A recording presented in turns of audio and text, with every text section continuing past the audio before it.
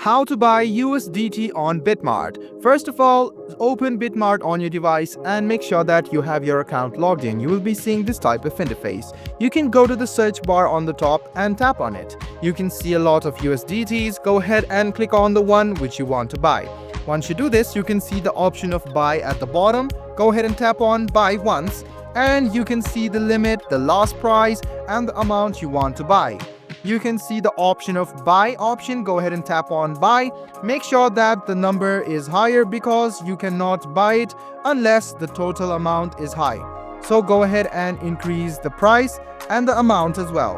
Once you do this, you can just go ahead and finish it. So go ahead and enter the total amount and tap on buy.